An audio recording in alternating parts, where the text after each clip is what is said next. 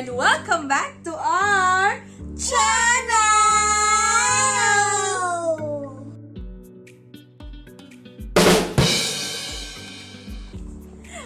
Okay, for today's vlog, I will be sharing to you a wedding signage decoration that will surely be budget-friendly and you can have it and you can do it as easy as it is. Using hula hoops. And since it will be for a wedding, you will be needing some flowers. Thank you, Bron. And some additional materials to have and create a wedding signage. So, are you ready? Yes! Because we are ready! Yay! For the materials, I will be having hula hoops and gold spray paint. You would need some styrofoams, cable wires, nylon strings, and of course, flowers! I have two materials that I want to add for my decoration. It is actually a love foil balloon and a battery string lights. And see how it comes out. This is actually my first time to do this, so please join me and I hope you will do it as well in your home.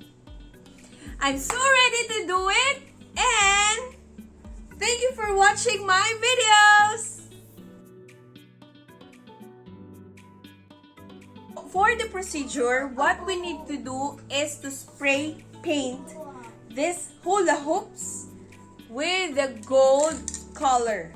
We've decided to spray paint with gold color and keep it dry for the next 10 minutes.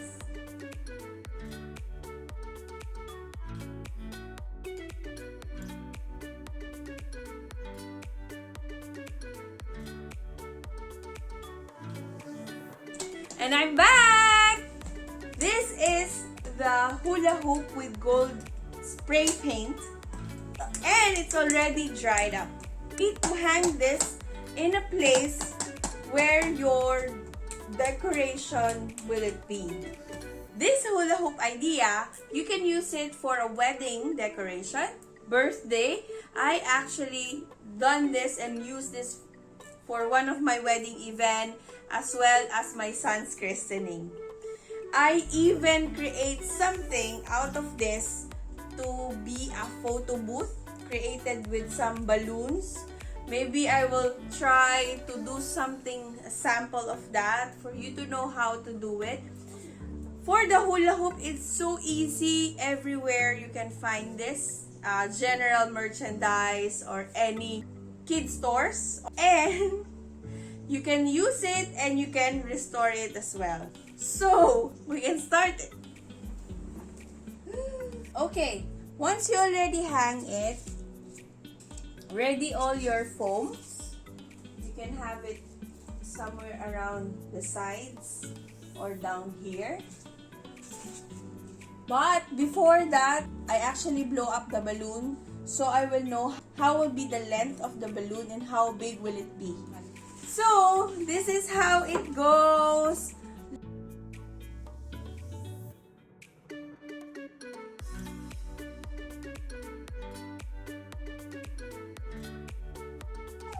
Yeah! Perfect? No. No perfect? Yes, perfect. Okay. So, next is to prepare the foams and try to imagine where you're gonna put your flowers. So, using foam and cable wires, I will be trying to put something over here.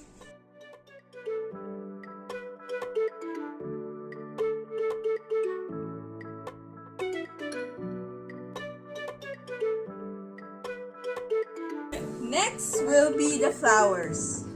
So you will roughly imagine how will it looks There might be some empty space over there and over here, but I will try to put something to create an effect on it. So I have these flowers, artificial flowers. Now, you need to poke it in each of the styrofoam.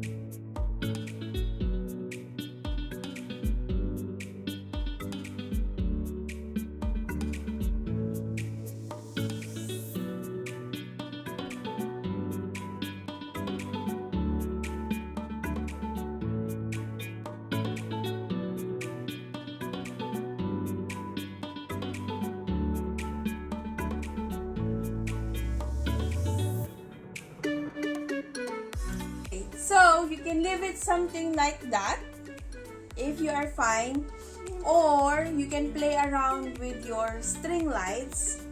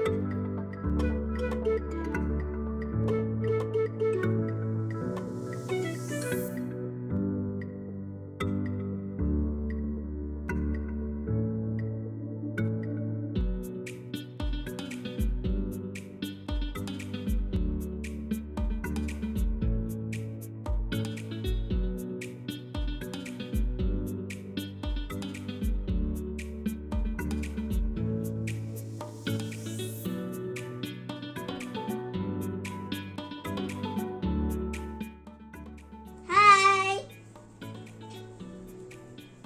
What?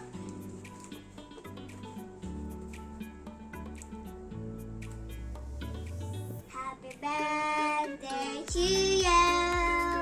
Happy birthday to you. Happy birthday. Happy birthday. Happy birthday to you.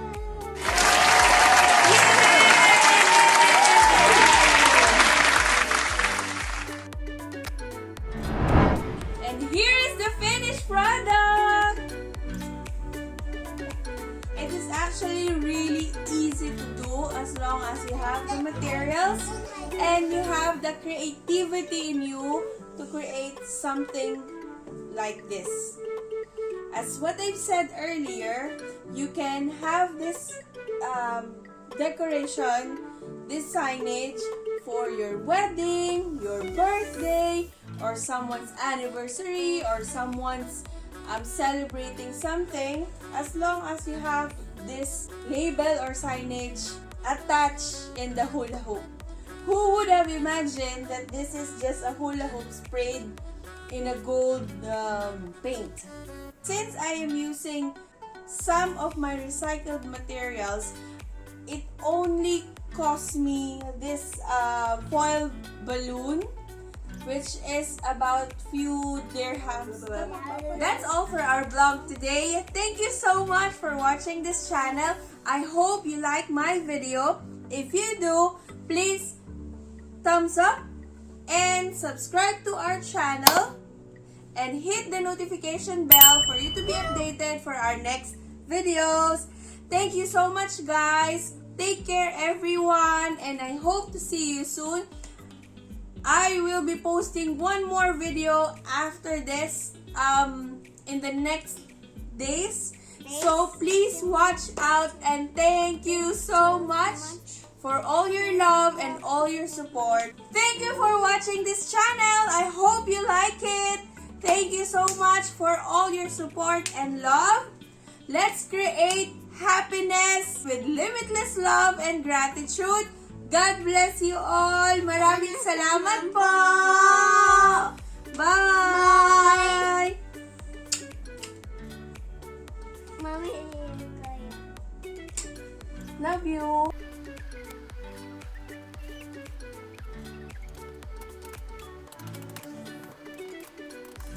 And this is our 7th vlog.